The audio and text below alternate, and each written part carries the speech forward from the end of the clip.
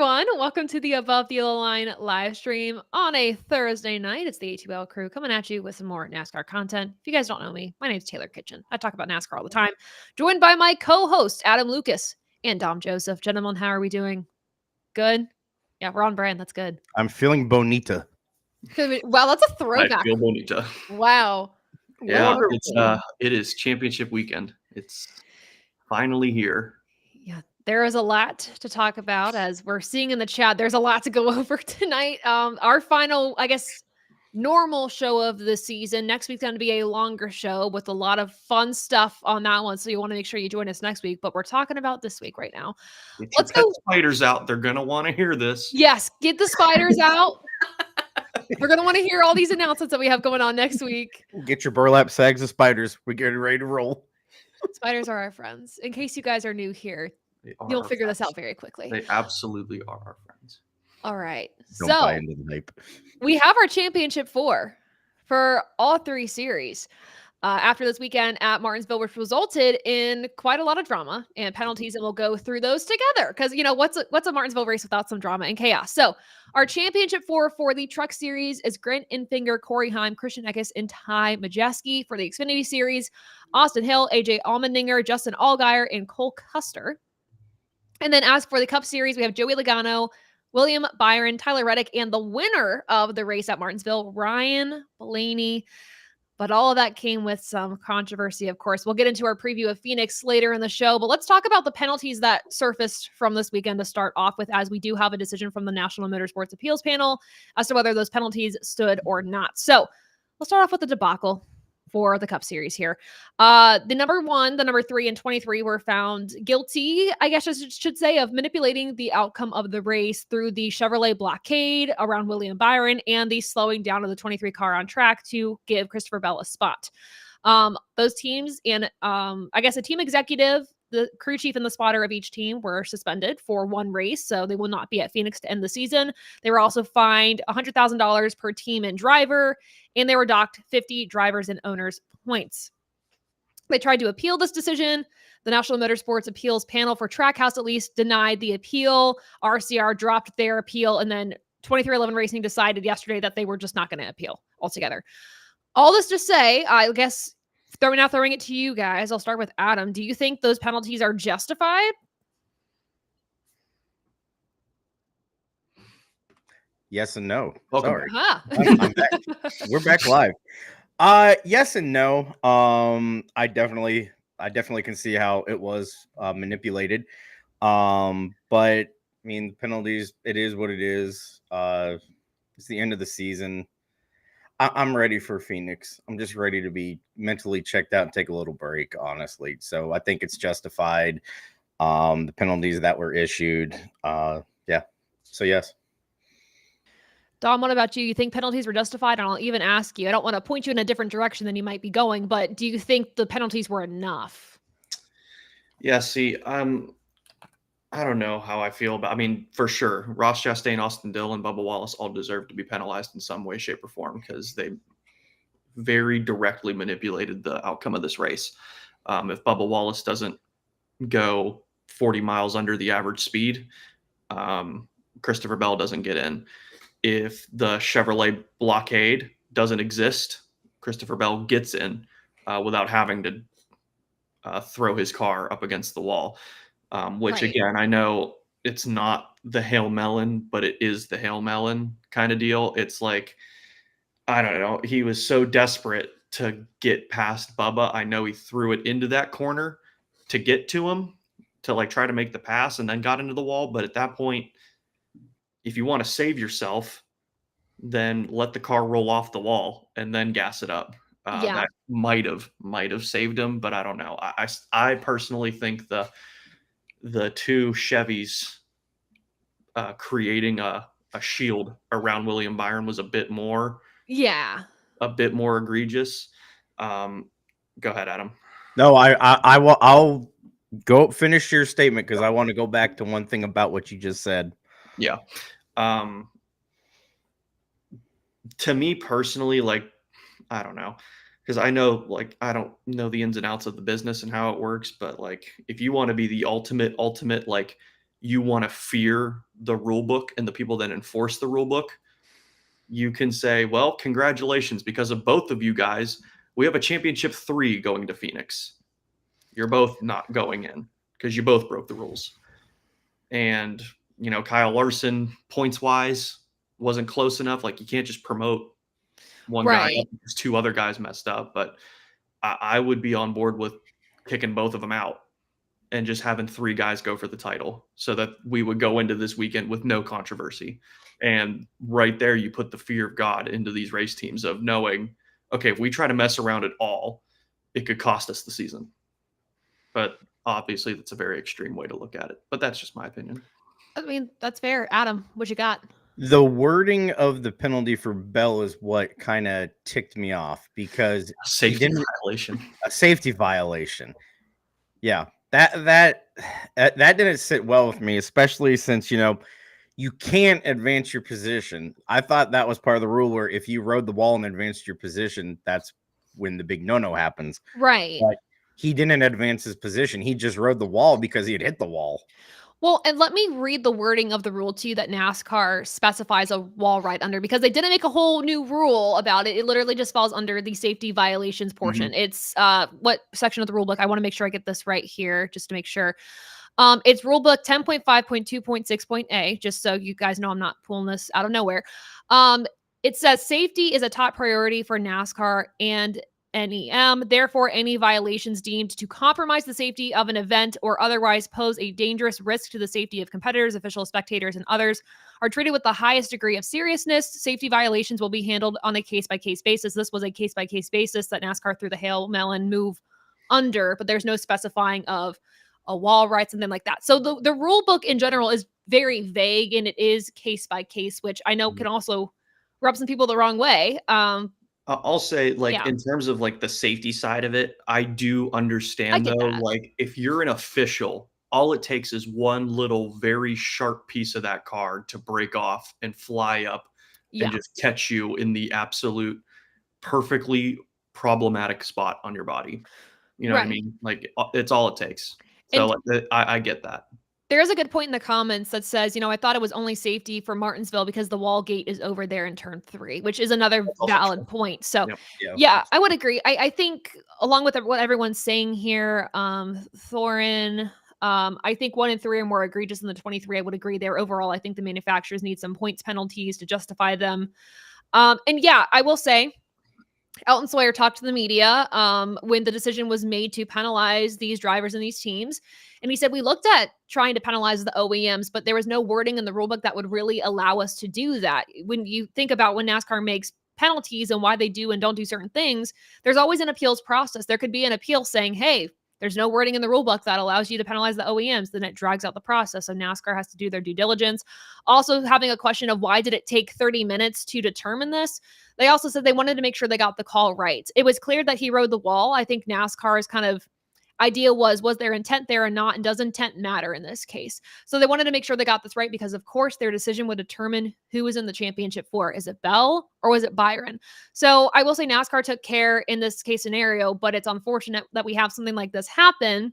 And not to bring it back to the playoff format, but you put them in a vacuum and we have a weekend where there's penalties galore. Speaking of which Chandler Smith penalized for, I'm going to call it a slap. It was a slap.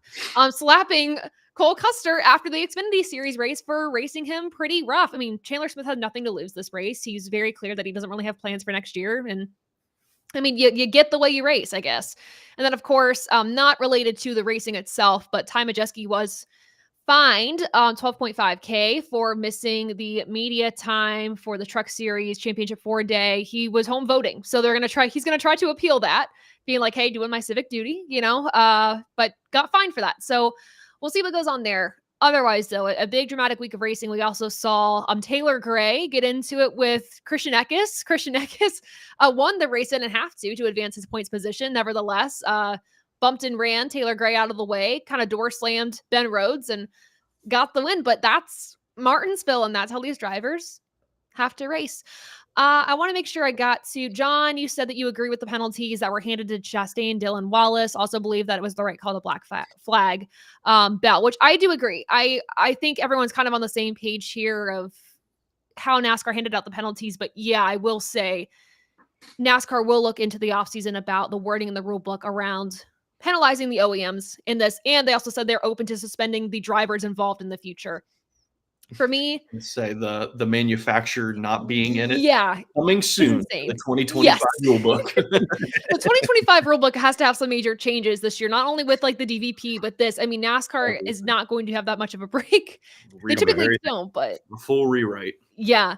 Yeah, I think we've gotten to a point where there's almost too many rules to where it's so hard to dictate things now. But yeah, they're going to look at the rule book during the off season and try to figure out what needs to be tweaked, what penalties, like, I don't know. They have a lot of work cut out for them this off season. Yeah, so we have the penalties there.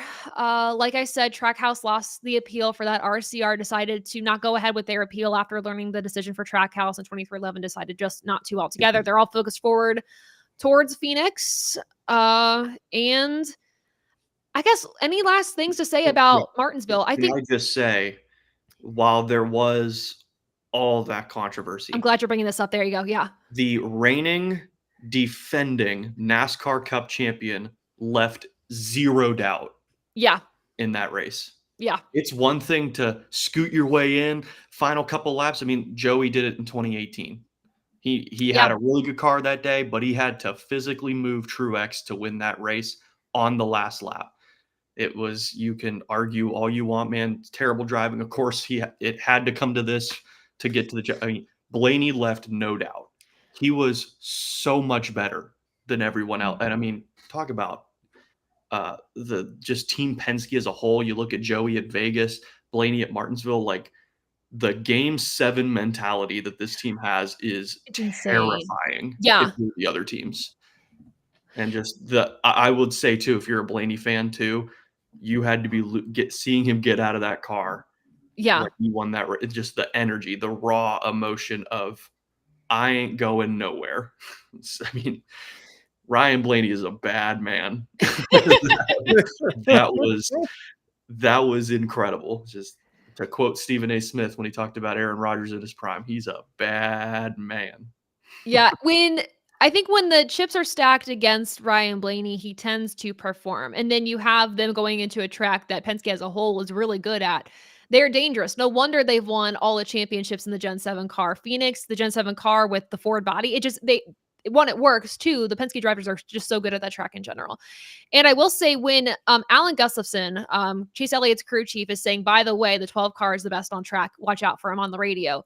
You know, he's a legit threat to win the race.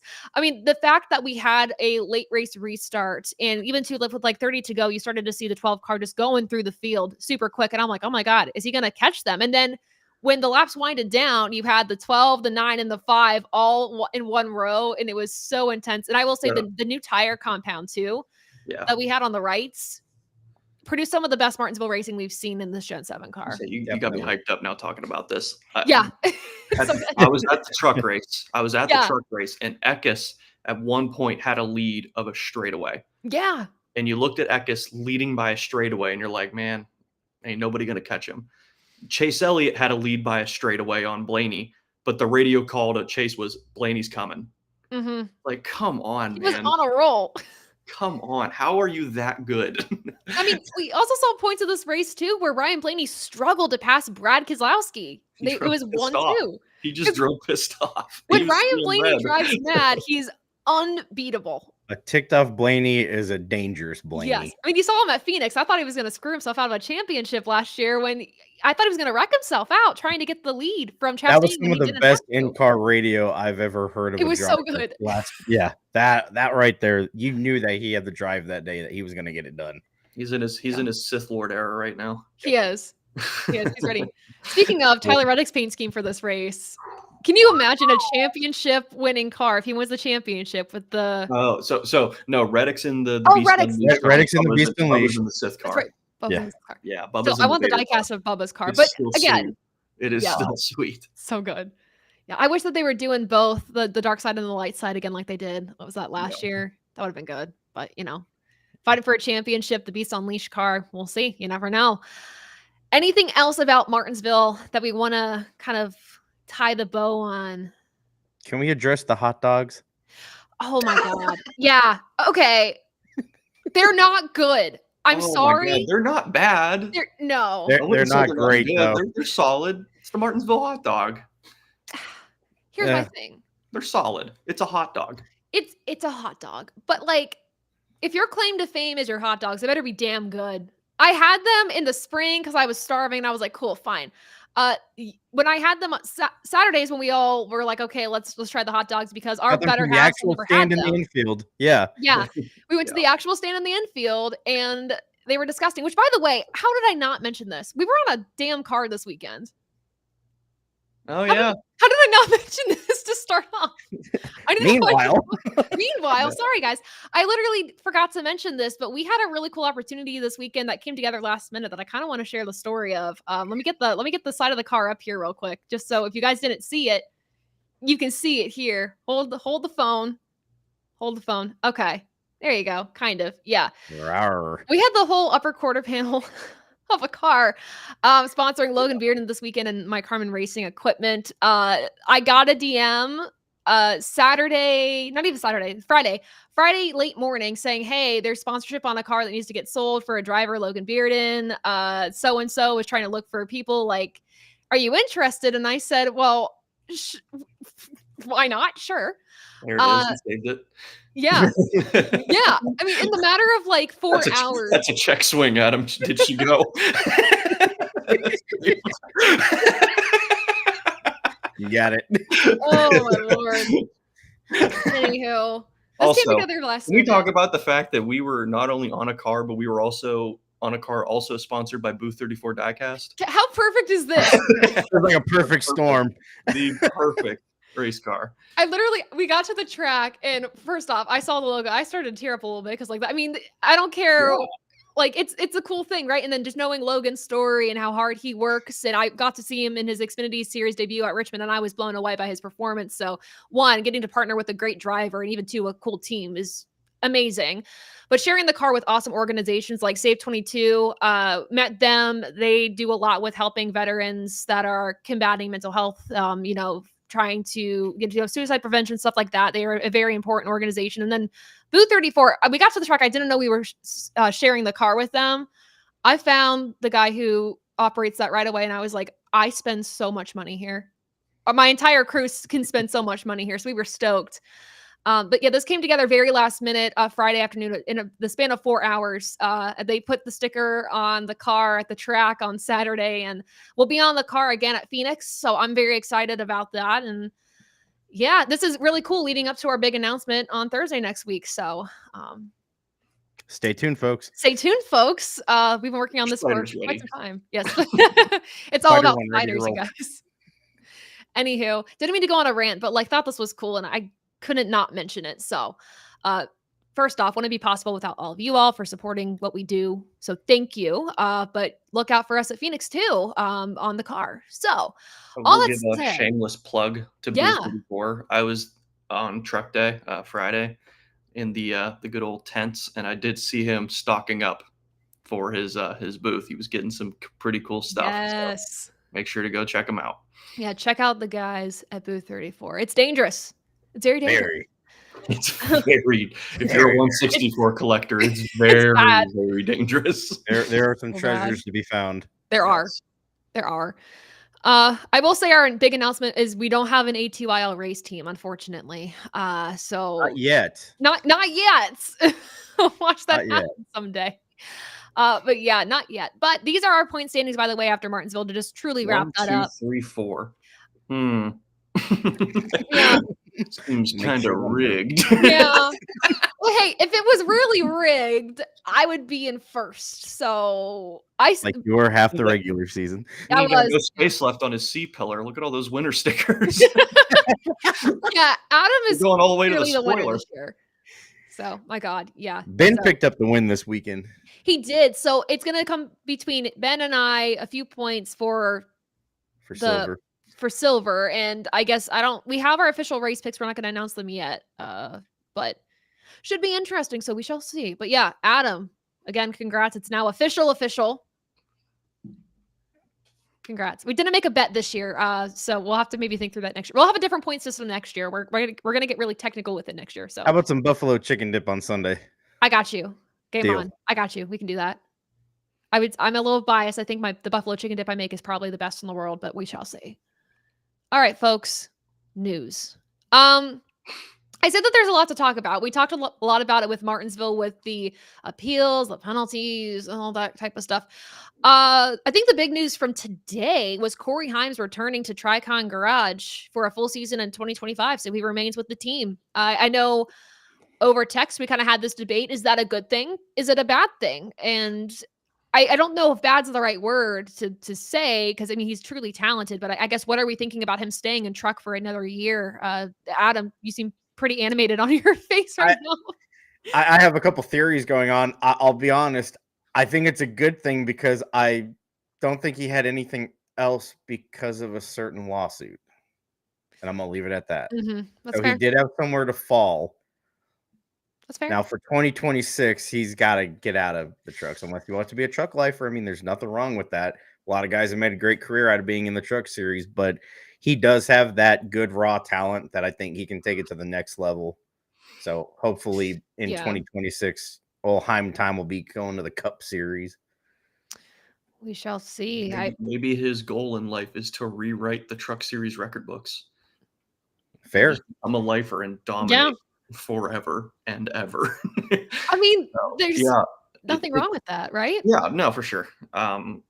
And what's another year in the Truck Series to keep padding your stats? And the more experience you have, the better.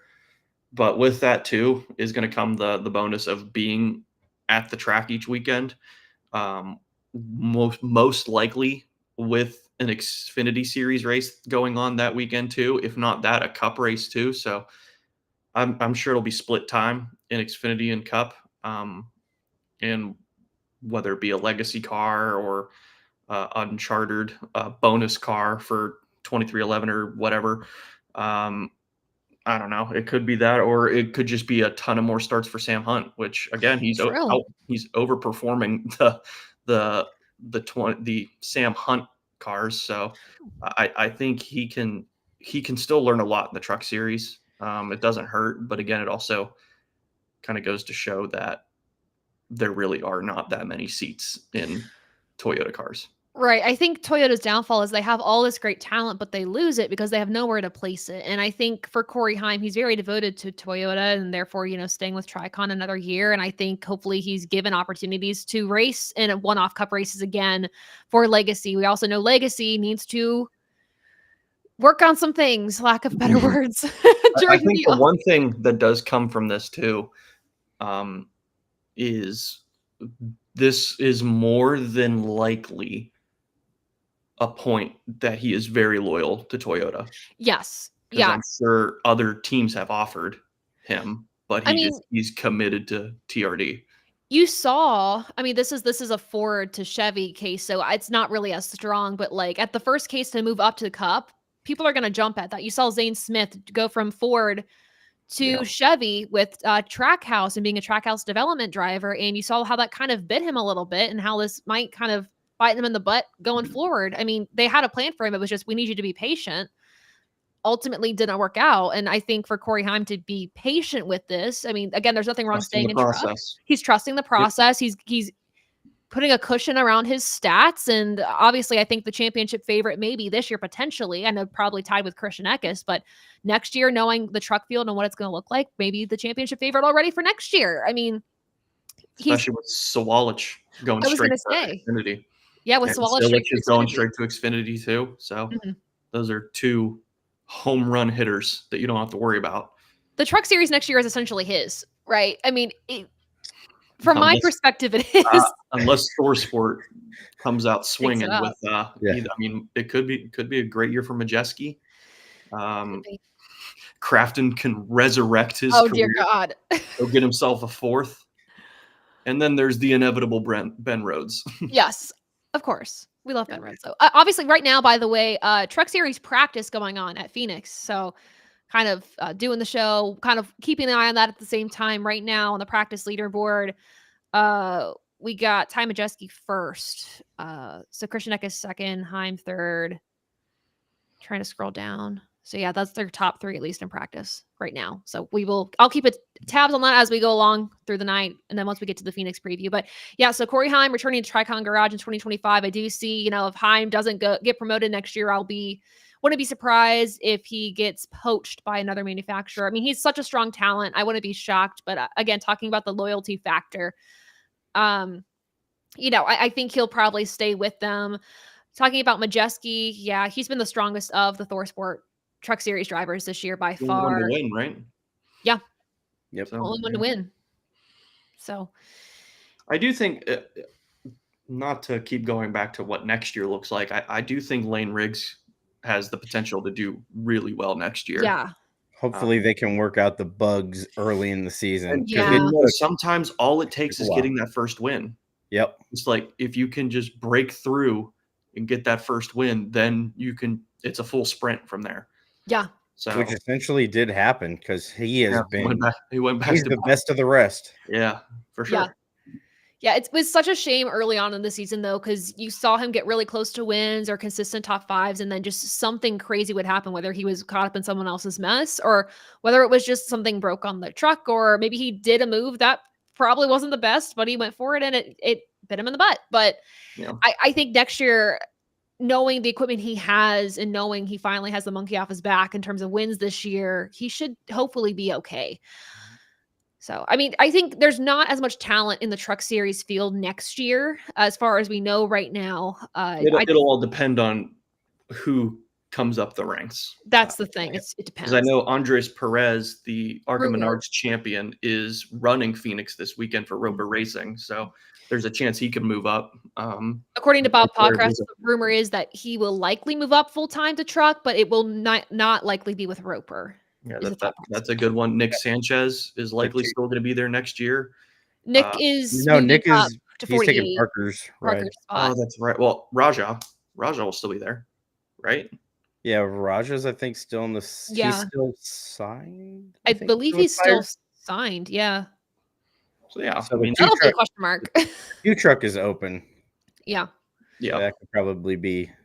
That'll probably be Andres. Yeah, probably. Yeah, and then Eckes will have to be replaced. So there's spots that are still up for grabs in the Truck Series next year that will kind of give us an idea of what the competition is going to look like. As of right now, open too. Yeah, there's a seat open.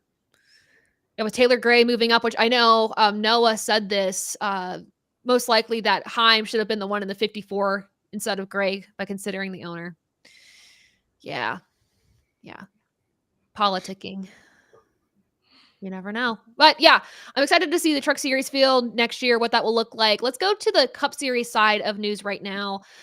News that I didn't expect today, but Matt McCall is not going to return to RFK next year in 2025. The new crew chief for Keselowski is unknown right now, but he'll need somebody else on top of the pit box.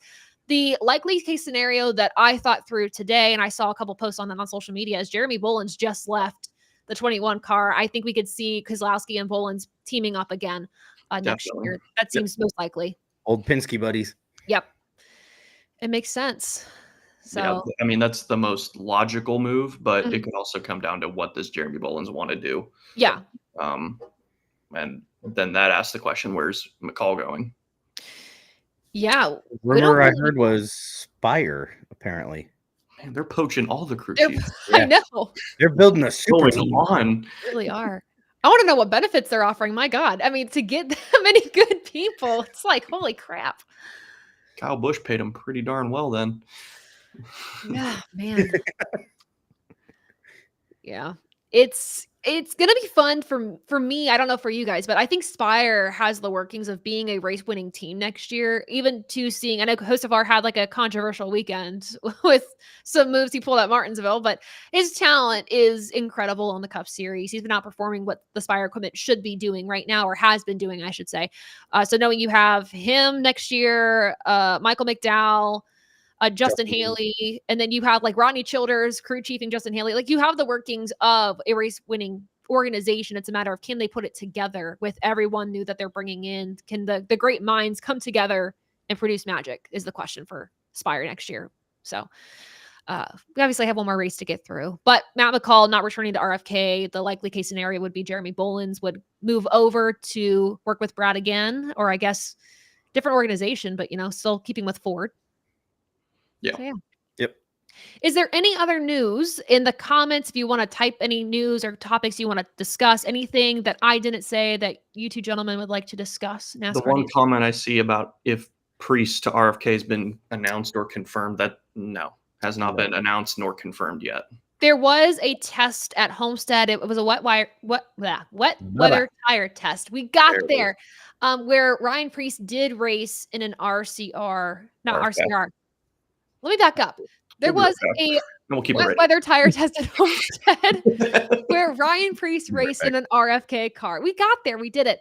Obviously, there's no official announcement to that. Brad Keselowski, no one from the team has officially announced anything. But seeing that he was racing in an RFK car, testing in an RFK car, kind of leads you to believe we're getting an announcement at some point. But again, nothing official. It's just what we're visually seeing and then what you're hearing behind the scenes. And then Carson Hocevar has officially just totally clinched the Rookie of the Year title by a landslide. So Jesse Love is Rookie of the Year in Xfinity. This is true. Yeah, by a lot. He's done really well this year. I honestly wish. I don't know. I wish he would have gotten. He has a win, right? Talladega. Yeah, Talladega. I wish he would have gotten another win because I think he was close to having. He had Atlanta sealed and delivered in the spring. Mm-hmm. Then the inevitable won the race. Yeah. Yep. Yeah. So I don't know. What are we feeling about the Xfinity Series Championship 4? Tell you who's not winning. Yeah. Let's start with our preview of Phoenix right now. But we'll talk about the Championship 4 before we get into the Cup Series top 10 and stuff like that. But yeah, let's start with Xfinity and we'll go to Truck and then we'll go to Cup. We'll kind of go out of order here. But Xfinity Series Championship 4, like I said earlier, Austin Hill, Justin Allgaier, AJ Allmendinger, Cole Custer.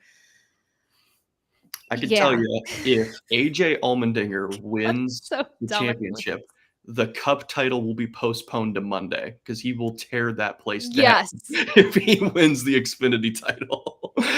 So, I mean, that would just be, the celebration that would come with an Allmendinger title. That'd be fun. To die. I might do some bad things if he wins it. It's to die for. Cameras ready. It is to die for if he does it.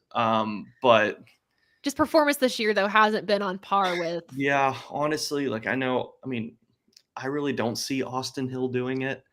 I don't know. I can't remember how they did in the spring at Phoenix, but honestly, championship weekend's its own beast. You can really just throw away spring Phoenix. Because you have a better car. Toyota kicked butt. Yeah. At spring Phoenix, and we have no Toyotas in the Champ 4 for Xfinity.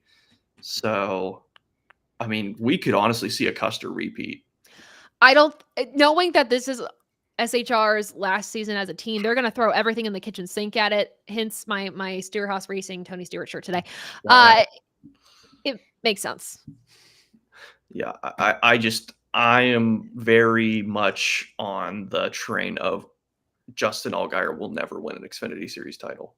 Yeah, I hate to say it, but I think that's going to be the case. I'm trying to see. Last year was I've seen enough. It'll never happen. Someone's like he's the Hamlin or the Mark Martin of the Xfinity Series. He is. I hate saying that because I want him to win it, but I just for sure. No, it would be a very pleasant surprise. I would love to see him do it. The emotion there too. Yeah. I would say my picks are either Allmendinger or Custer. Yeah. I think for Austin Hill, for his case, he did finish 4th here in the spring. Again, the spring and the fall are two very different races in terms of what you're bringing, etc. I will say, though, RCR does have a very good track record of when the championship's on the line, they go get it in Xfinity. Like Tyler Reddick in 2019, Kevin Harvick twice. They've got a good track record. You could argue Elliott Sadler had a chance, but Stenhouse was just, this, Adam. Stenhouse was so good that year in 2012. It was going to come down to those two, and it just came down to Stenhouse was more consistent in the end. But I don't know. I just think that they have a way of finishing the job in Xfinity. So don't be surprised if he does it, but I'm still saying it's either Custer or Allmendinger. Yeah, I agree. I think those are probably going to be the two best bets for the Xfinity Series. For the Truck Series, I think it's going to come between two drivers, I think, and that is Christian Eckes and Corey Heim. That's what we think. Obviously, is not in the field. It's a straight up fight. We should be okay this year. As long as there's no payback for Martinsville for Taylor Gray there, which I think that drivers' meeting is going to be very, very interesting. Across the board. They're just going to replay that whole race. Be like, don't do this. Yeah. Don't do what that guy did. Yeah. So of those two, who do you think? I mean, again, just to say, we have Grant Enfinger and Ty Majeski in the field as well for the championship for racing for the title. But who do you think is going to win it ultimately? I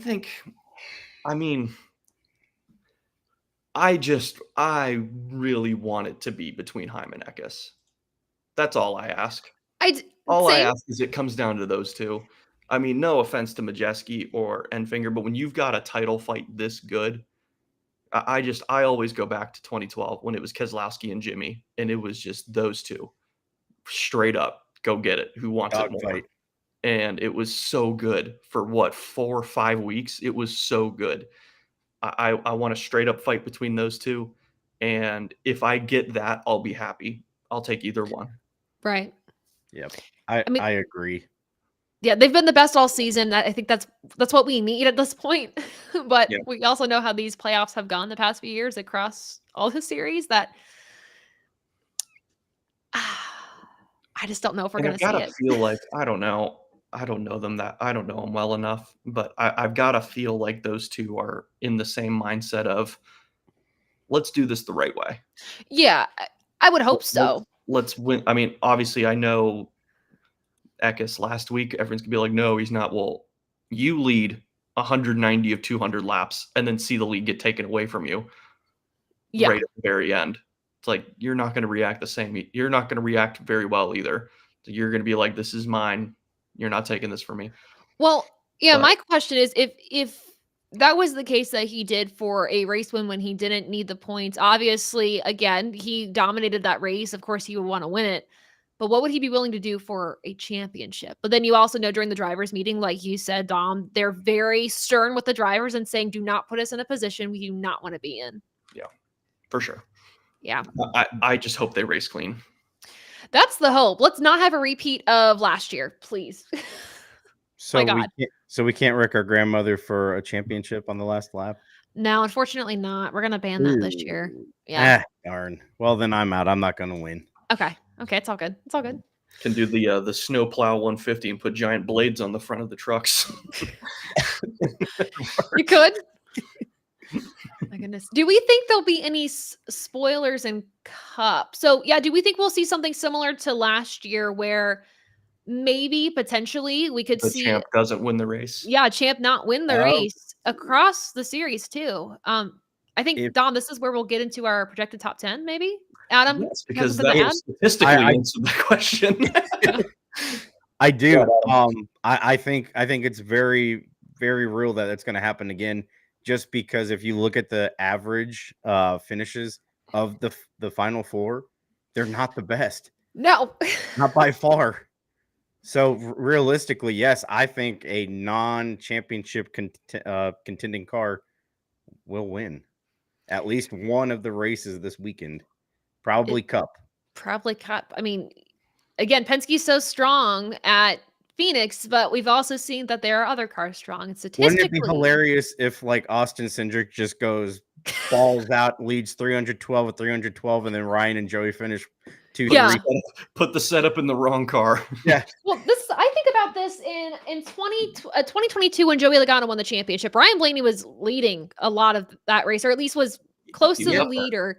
Yep. He seeming to me gave up that lead so Logano could get it and win the title and win the race. So, and that to me was, I was like, did he break the 100% rule? I don't know, but that was years ago. Let's move on. Yeah, but I think that there's a real possibility, and based on these numbers, I mean, I don't know. Dom, take it away. I'll give everyone a moment to look at the FedEx car. Yeah, this could be the last time it's a primary. Final hurrah. This Could be. could be the farewell. I sure hope not. God, that car's gorgeous. There's a lot of really good paint schemes. Shout out to Truex's car as well. Truex's, Yeah. the DEI days. Oh, So I will do everyone but the Champ 4 first. So we'll go with our current statistical favorite, which is Denny Hamlin. He has a 9.3 average start, 9.8 average finish, which is absolutely phenomenal. He has a win in 2019, 2 pole positions, 2005 and 2014, has 655 laps led, which is more than any other driver in the field. He's led the most laps 3 times, more than anyone in the field, has completed 5,817 laps in the fall race alone. That's more than anyone in the field. He does have 1 DNF, but that's something you'll see a lot out of pretty much everyone in this top 10, minus a select handful. He has 8 top 5s and 4 top 10s. So statistically, Denny Hamlin is very much a favorite to win this race and be that spoiler. Kyle Busch, this is his last chance to keep the streak alive of at least 1 win every season of his career. This is the last chance. 2 wins, 2005, his rookie year, and 2018. 2 poles, 2012 and 2019. He has led 493 laps. He's led the most laps twice. He also has a DNF, but he's got 6 top 5s, 6 top 10s. So phenomenal numbers there for Kyle Busch. But again, a lot of that came in the JGR era. Kyle Larson is 4th on the board. He has the best average start. 4.6 is his average start. That's wild. In the fall race at Phoenix. So yeah, just unbelievable. He's got the win in 2021 that gave him his first and so far only NASCAR Cup. Also started on pole in that race. So that's another trend you'll see happen here a couple times. He's led 119 laps, led the most laps once, 1 DNF, 5 top 5s, only 1 top 10, aside from those top 5s for Kyle Larson. So 4th best numbers there, but I expect him to be good. Chase Elliott is 5th, NASCAR's most popular driver, also has a single-digit average start, 5.4 for Chase Elliott in the fall good. Phoenix race. He had the win and pole in 2020, which that was the NASCAR Cup title for him that year as well. He's led 297 laps, led the most laps once, 1 DNF, 3 top 5s, and a top 10 for Chase Elliott. Martin Truex Jr. is 8th on the board in his final start as a full-time driver in that beautiful Bass Pro car that takes us back to his rookie year, in his first start, I should say, in 2004, driving for Dale Earnhardt Incorporated. He has 1 pole position back in 2009, 153 laps led. He does have 3 DNFs, which hurts him there, but does have 3 top 5s and 4 top 10s to help push his numbers back up to get him inside the top 10. Our defending race winner, not our defending champion, our defending race winner is Ross Chastain. Got the win last year, 157 laps led the most laps last season. He's got no DNFs and 2 top 5s to his name. And then 10th on the board is Alex Bowman, who started on pole in 2016 while substituting for NASCAR Hall of Famer Dale Earnhardt Jr. Led 195 laps in that race, which was the most laps led. He does have 1 DNF and 1 top 10 other than that. So now let's go into our championship 4. You have already noticed Tyler Reddick is not on here. He is 17th on our board. That's rough. He only has 4 laps led, but has no DNFs. And he has 2 finishes inside the top 20. So the numbers aren't great for Reddick. However, he was very, very competitive in the spring. So ignore the numbers. He'll be just fine. Expect him to be a contender in this race. So again, this is just the numbers for the fall race. Hence why I see him being much more of a contender than the numbers say for fall Phoenix races alone is why his number is that low. But then we go to 7th, the reigning, defending NASCAR Cup champion, Ryan Blaney. There you go. He, like Denny Hamlin, has single digits in average start and average finish. 6.1 average start, 9.5 average finish, the best in the field. Started on pole in 2017, driving for the Wood Brothers. He's led 159 laps. He does have 1 DNF, has 4 top 5s, 2 top 10s, and last year proved I don't need to win it to be the champion, but I'm damn sure going to try to win it. That's pretty impressive, that stat, even with 1 DNF. Yeah. Yes, absolutely. With 1 DNF, 6.1 average start, 9.5 average finish, best in the field with a pole position, no wins there, but he is still 7th on our board. He's won in all 3 series of this sport. He's a Coca-Cola 600 champion. He's already got the cup. He wants to give it a friend and get another one in that trophy case. 6th on the board is William Byron. He's got 1 pole position, and it was last year, which as I was pulling these numbers, this kind of shocked me, seeing that Byron started on pole last year, because we had a trend from 2020 through 2022. If you started on pole, you were winning the race, winning the championship. In 2023, that streak was broken when Byron won pole but couldn't win the cup. Byron's got no DNFs, though. That's one bonus for him. 1 top 5, 3 top 10s. Numbers aren't spectacular, but he has proven he can do it. I don't have his average start or average finish listed on my notebook, which tells me his average start and average finish are more than single digit. He's 6th on the board. He's an Xfinity Series champion in 2017, won Phoenix in 2017 to get to Homestead and race for an Xfinity title as a rookie, and he did it. He is the reigning Daytona 500 champion. I mean, what more can you say about William Byron? The kid is a very, very good racer. He's deserving to win a NASCAR Cup eventually. Is it this year with all the controversy? A lot of people don't want him to do it, but you can't deny he's a damn good race car driver.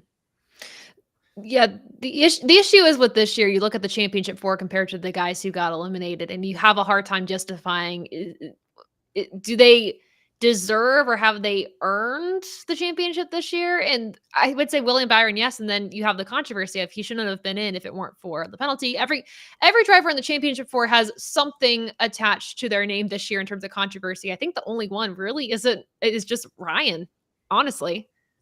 I don't think he had any, I mean, besides the DVP clock, but he was not a benefactor of that. Yeah, maybe Reddick too. I would say, I'd say Reddick too. That's outside of the track. His stuff is all outside this. And nothing he's done. That's true. But we have one guy left, and it's the guy they didn't want to see make the championship. To keep driver the alive. 22, Shell Pennzoil Ford Mustang Dark Horse for Team Penske. It's Joey Logano. He has 2 wins at Phoenix in the fall, 2016. And when he got his 2nd cup in 2022, he has 1 pole position when he won the cup in 2022. He's got 513 laps led. He's led the most laps once, and that's when he won the cup in 2022. He does have 2 DNFs, but he counters that with 5 top 5s, 3 top 10s. If he wins Sunday, he will surpass Kyle Busch and become the most decorated NASCAR champion of the active drivers. He'll be the only one with 3 of them. Him and Kyle are currently the only with 2 in the active field. I mean, what more can you say about the guy? It's an even number year. 2014, made it to the Champ 4. The jack dropped on his car during a pit stop. Heartbreak for Logano fans. Harvick very deservingly won that title in 2014. 2016, there was no stopping Jimmy from getting his 7th. 2018, it was the big 3 and me, and David slayed Goliath 3 times. 2020, he ran into the wrecking ball that was Chase Elliott, who was not going to be denied in 2020. And then 2022 finally broke through and got his second cup. We'll see what happens in 2024. I feel like across the 3 series, you have your favorites going into these races. You do. I would say the Penske boys are the favorites for the Cup Series based off of their history at this track. I think for Truck, like I said, Heim and Eckes seem to be the favorite, which, by the way, practice is still going on. Corey Heim, from what I'm seeing, is leading in practice with Enfinger second, Majeski third. And then you're looking at, who am I forgetting? Eckes. Oh, hold on. It's updating. Hold on. One moment, please. Maybe. I will say, with this, Corey Heim also leads the way in 5, 10, and 15 lap averages. So he seems to be pretty solid across the board. My phone decided to not work, so that's fine. If you guys follow me on social media, I will update you all with the Truck Series practice times. The other thing, too, to mention for this weekend, it's a small change, but Bob Pockrass did just mention this, is that the line that determines the order coming off of pit road has changed. It's been moved back quite a bit. So it's the yellow line. It's not that line anymore. That determines pit exit. Yep. So the person in pit stall number 1 won't have, I guess, that big of an advantage as they did previously. So there's some changes there. Our stat leaders here, real quick. Average start is 4.6, Kyle Larson. Average finish, 9.5, Ryan Blaney. Most wins is 2, Kyle Busch and Joey Logano. Most poles is, again, 2, Denny Hamlin and Kyle Busch. Most laps led total, 655, Denny Hamlin. Most times leading the most laps, 3 times Denny Hamlin. Laps completed, 5,817, Denny Hamlin. Most DNFs is a 3-way tie with 3, Martin Truex Jr., Ricky Stenhouse Jr., Michael McDowell. And I will tell Chris Buescher fans that he is, make sure I've got the right list here, championship, 18th. He has a 23.5 average start, 21.7 average finish. His best start is 9th, best finish is 5th. He's led 18 laps, has 1 DNF. There you go. Yeah, we would get Chris Buescher in there, guys. Don't you worry. We're not going to leave him out. Yeah. Interesting. By the way, again, following up with truck practice, Corey Heim first, Enfinger second, Majeski third, Christian Eckes 6th. And to give total numbers on Reddick. Oh, yes, please do. 15.5 average start, 20.7 average finish. His best start is 10th. His best finish is 19th twice. He's only led 4 laps, completed 1,246. He only has made 4 career starts in the Phoenix Fall race. Yeah. So those of you that are concerned about Reddick, he'll be fine this weekend. Absolutely. Yeah. So the numbers don't reflect what we'll see this weekend. Yeah, 100%. So don't get scared by the numbers. Unless it's something like Christopher Bell last year and a freak mechanical failure happens. Yep. Which, by the way, speaking of that, because of the penalty at the end of the race, my champion pick for 2024 is out. So, as is mine. That's a bummer. I still have mine. Well, we'll see if you're right. I mean, again, high probability there that Logano gets it based off of their history, but anything can happen. 25% chance. 25% chance. You never know. We'll see. 60% of the time, he wins every time. Oh, do you have the full stats on Chastain? I do have the full stats on Chastain. I know he won last year. Yeah. Okay, Mr. Chastain of Alva, Florida is 9th on the board. 22.8 average start, 14th average finish. Best start of 8th, won last year. His only win, 157 laps led, 1 time leading the most laps. That was last year. 1,552 laps completed, no DNFs. There you go. Those are the full stats on Ross Chastain. There we go. I want to read some of your championship picks. And also, first guy out is Brad Keselowski. That tracks. At 11th. Cameron said calling it now. Blaney goes back to back. We have Aaron says you hope that Christopher Bell wins at Phoenix. I mean, no championship, but hey, just hope he wins. I don't blame you. Yeah. We're hoping that Bell wins the race. Blaney in the spring. Thorin thinks there might be an upset. Maybe Josh Berry. We could see SHR perform pretty well. If anything, I would say of SHR, Chase Briscoe, because he's won at Phoenix before. I would say, if anything, they'll have really strong equipment there.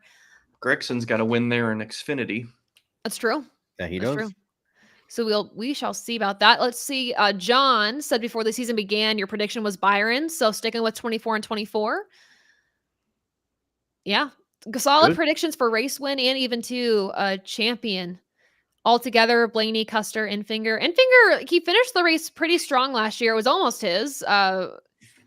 Maybe he'll capitalize on this year, but I do think it'll be pretty close racing altogether. But everybody, this has been ATYL, our last, I guess, regular show of the season before we get into the finale show next week, which you will want to turn into. Yeah. Make sure to join us next week because we'll have a ton of announcements. It'll be a longer show than typical as we give our superlatives of the season, make our crazy announcements, talk about the championship weekend. So make sure to join us. Of course, for all your motorsports content, go to AboveTheYellowLine.com to keep up with us there. And of course, thank you to our partners, the Bright Mentality, Happy Hour Racing, Good Luck Racing. They're all on our website to get deals, merchandise, learn more about them. Visit them there. But everyone have a very safe, happy, healthy, exciting championship weekend. Make some buffalo chicken dip, get some pizza, go to the track, whatever you're going to do. Have so much fun. We appreciate you spending your Thursday night with us. And we will talk to you all next week again, the 14th, a major announcement day for us. So make sure to join us there at 7 p.m. Eastern Standard Time. We appreciate you all. And for myself, Adam Lucas, and Dom Joseph, we'll catch you.